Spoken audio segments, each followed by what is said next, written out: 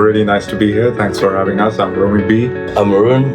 Thanks for having us here at Soul Passion at Summer Kitchen Volume 2. And we're looking forward to talking more with you guys.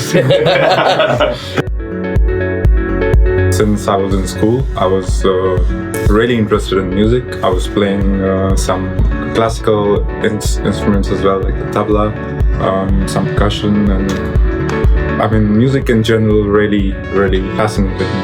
And then from there on, I started listening to a lot of stuff, and eventually found out that mixing is cool. So wanted to give that a try, and it kind of worked for me. Like Romi, I've just always had a fascination towards music. It was something that just felt very natural to me. From playing drums to attempting the guitar and absolutely failed. Got a pair of decks when I was about 16, and I mean the first records I bought and were all over the place. Everything from stuff, also commercial dance to stuff from underground progressive to a bit of psytrance even. It was all over the place, which is what I think fascinated me even more.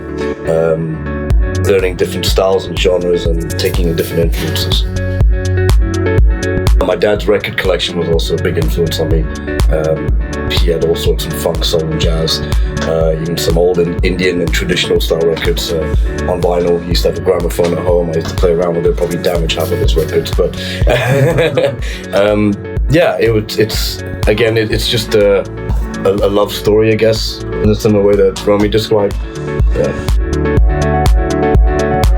I met Romi playing at a gig. He was DJing, I was out with some friends, and I just went up and I'm like, you mix really nicely, dude. Where are you from? And you told me you'd just been in Hong Kong recently, and we just started hanging out. And then from there on, we started playing a lot of gigs together, even sharing some residencies in Hong Kong, pretty much sharing the same vibe of music, kind of contrasting each other as well, complementing each other. The sets that we did together, we really enjoyed, so we started doing something together.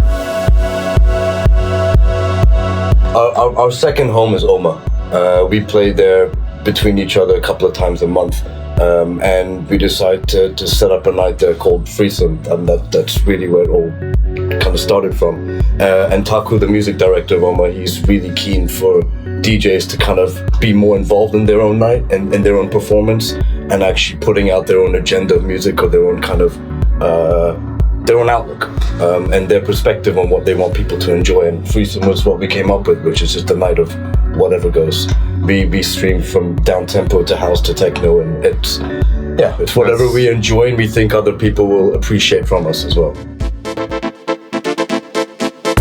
Last year or so, I've been playing mostly in Oma and some other places like Basement, Triple X, some other venues as well, like Mita, New Place, and Zuma. So a few venues around Hong Kong. I never try and take be separate from Threesome in any way. I play whatever I like in Threesome as well, and then outside as well. And same goes for Arun. We just do our thing. And of course, when we play together, we try to complement each other. But individually, I would say I enjoy more minimalistic stuff, deep, melodic, can be driving. But it really depends when I'm playing, where I'm playing. It can be something totally different as well. Going back to Romi's point, I mean, there's no artistic boundaries in what we've created with Threesome. And to be honest, the inception of it was not necessarily a creation of any sort. It was just something we loved to do, and we was like, we'll just give it a go.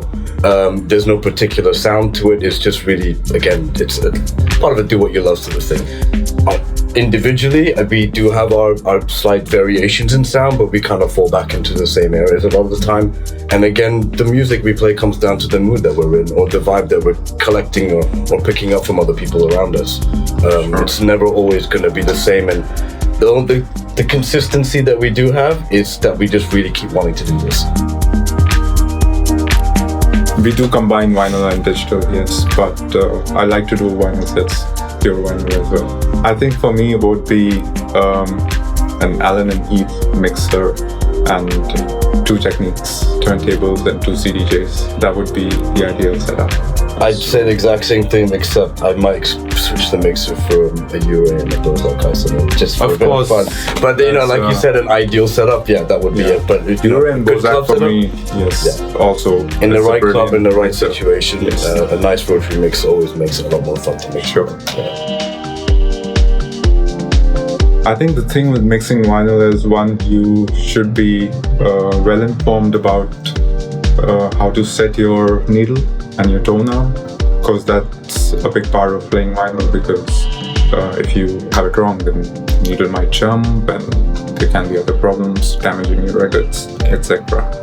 So to understand that is the first bit. And then for mixing vinyl, I feel many people have different styles of mixing, like hip-hop DJs do it differently than house DJs because they have long mixers usually. So I think the key is to not struggle too much and just kind of try and understand how the machine behaves to your touch. Try and keep your mixes smooth. And at the end of the day, it's practice. The more you do it, the better you get. I see a lot of development happening for Hong Kong. Things are changing, things are picking up.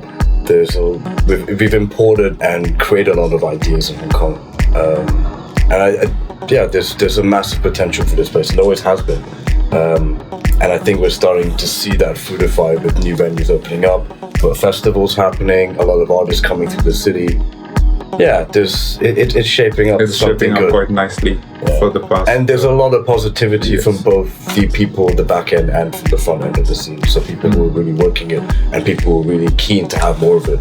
There's a lot of positivity, and that can only keep driving people forward. We have actually collaborated on a few tunes. We've released a couple.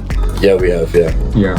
And there are more projects sitting in the den. There's a few that we've sat on for a little while, but I'm sure we'll rehash them. We'll come up with something soon.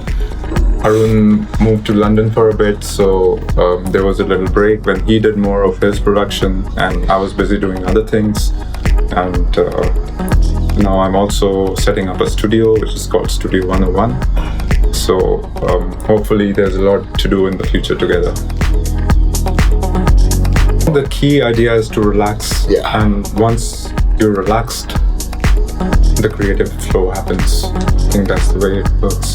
So if you're not relaxed, if you're tensed, or if you're struggling too hard, then as far as I think, it's hard to make music. Absolutely. So the more relaxed you become, the easier it gets. I would like to see Threesome grow in a very natural, organic sort of way, just kind of see where it goes. We've taken things pretty slow and laid back with it, and I think that's kind of what we wanted. Yes.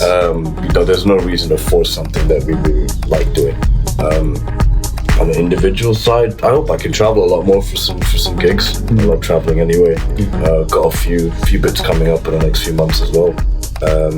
Which is quite exciting. Playing a festival together. Yeah, we'll be playing up in Beijing together on the Great Wall, which is, we're both really stoked about that one. That's gonna be a nice experience.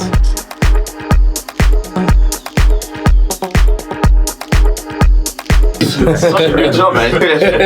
So easy. A bit here and there, but I was like, well, I can cut out, right? Yeah.